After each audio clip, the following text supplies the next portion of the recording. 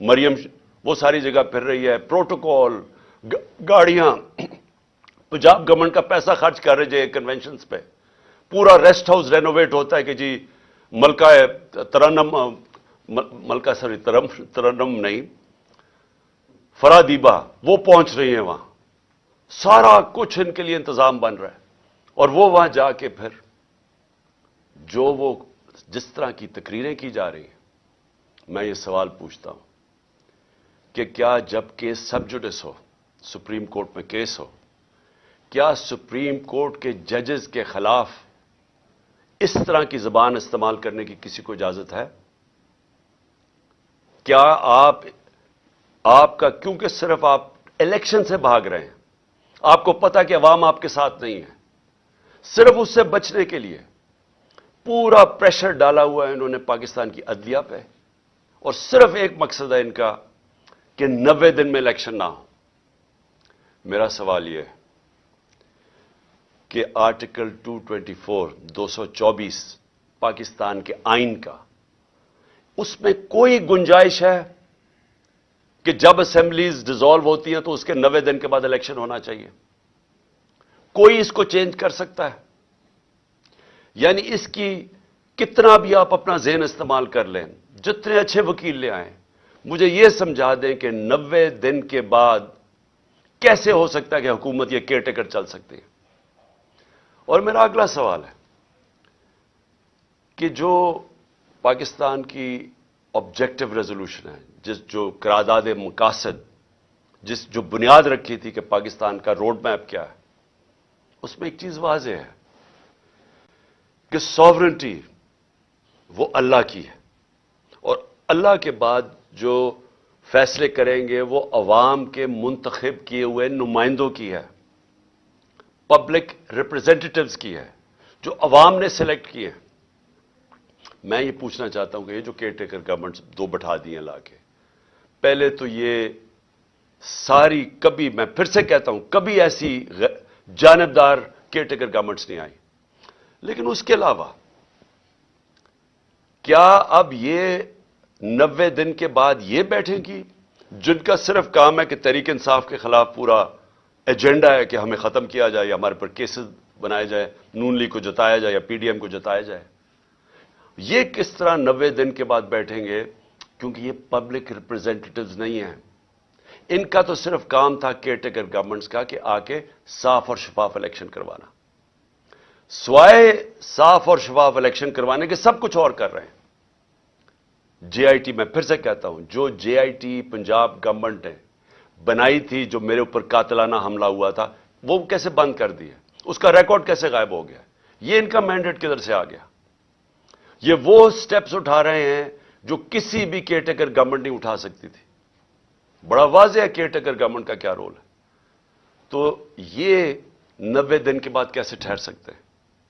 और मैं फिर से कहता हूं कि ये जो अटैक्स कर रहे हैं अदलिया पे, इसका सिर्फ एक मकसद है, उनको ब्लैकमेल करने का, डराने का, धमकाने का, कि कहीं वो इस प्रेशर में आके तो इससे पीछे हट जाएं, जो कि एक वाज़ेह आइन के अंदर 90 दिन की स्टिपुलेशन दी हुई है।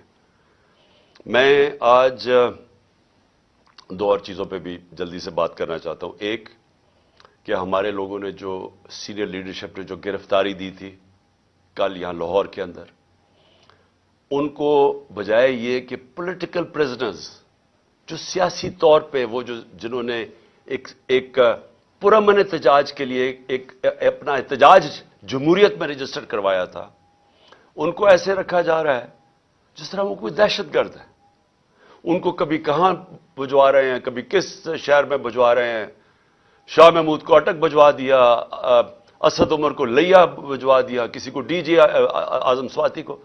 ये क्या साबित करने की कोशिश कर रहे हैं कि क्या ये लोग इससे देख के डरेंगे? अगर इसको देख के डरते, जो आज पेशावर में पब्लिक निकली है, ऐसे निकलती जिस तरह पब्लिक निकली है। और इंशाल्लाह कल आप पिंडी में देखेंगे कि जिस तरह पब्लिक निकलेगी, अब कहेंगे हमें जेलों में डालो। ये खौफ नहीं है किसी को अब कि ये आप जो वो अटक चले जाएं या कहीं चले जाए तो हम डर जाएंगे। कि आप अगर ये समझते हैं, ये जो इस मुल्क की बदकिस्मती है कि ये सारे जो मुजरिम पेशा लोगों को ऊपर बैठा दिया और उनके पीछे सहूलतकार, کیا وہ سمجھتے ہم ڈر جائیں گے اس سے لوگوں کا عزم اور مضبوط ہو رہا ہے. ہمیں ساری جگہ سے میسیجز آ رہے ہیں جو ہمارے لوگوں کو لے کے گئے ہیں لئیے یا ڈی جی خان یا جدھر بھی, سارے کہہ رہے ہیں کہ ہم کھڑے ہیں. ایک ایک سے میسج آئی ہے کہ بالکل ہم نے اب پیچھے نہیں ہٹنا. سو اس سے کوئی گھبرا نہیں رہا. اور کل انشاءاللہ پنڈی میں دیکھیں گے جس طرح پبلک نکلے گی, جس طرح ہماری قیادت تیار ہے اپنے آپ کو یہ جیل بھرو تحریک کے اندر شامل ہونے کے لیے.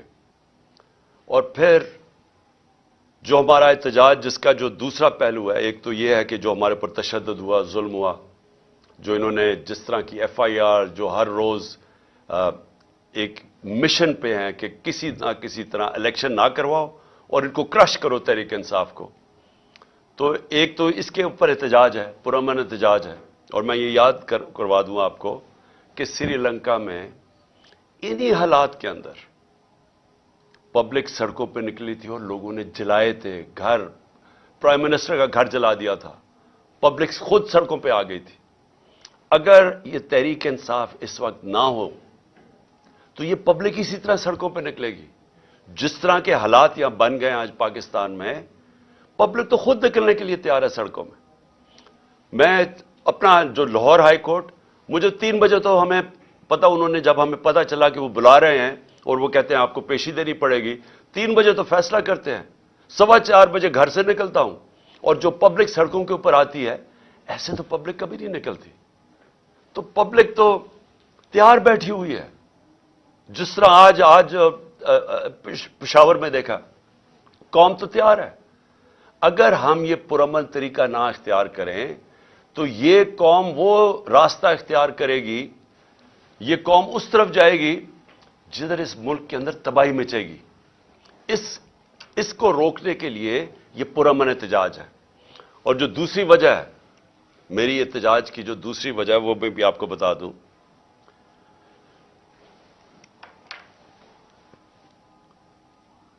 کہ جو شہباز شریف نے کل تقریر کی, قوم کو مزید اور قربانیاں دینی پڑیں گی. شہباز شریف, یہ قوم 10 مہینے سے جو آپ نے سازش کر کے یہ چوروں کا ٹولہ اوپر بٹھایا ہے, جس میں آپ سب سے بڑے ڈاکو ہیں اور آپ اور بڑے بھائی اور آصف زرداری, آپ سے بڑے ڈاکو اس ملک میں آئے نہیں. 30 سال سے آپ چوری کر رہے ہیں, اربوں روپیہ آپ نے چوری کر کے ملک سے باہر بھجوایا ہے. ذرا پوچھیں تو صحیح کہ آپ کا ٹبر وہاں رہتا کیسے ہے؟ کون سی آپ کی آمدنی تھی جو اتنے بڑے بڑے آپ نے گھر خریدے؟ یہاں کا چوری کا پیسہ تھا, تو اپنا پیسہ باہر بھجوا دیا. 1100 ارب روپے کے کرپشن کیسز معاف کروا لیے اپنے, اور قوم کو کہتے ہیں کہ اوہ ابھی آپ کے امتحان ختم نہیں ہوئے, ابھی مزید اور مہنگائی آنے والی ہے.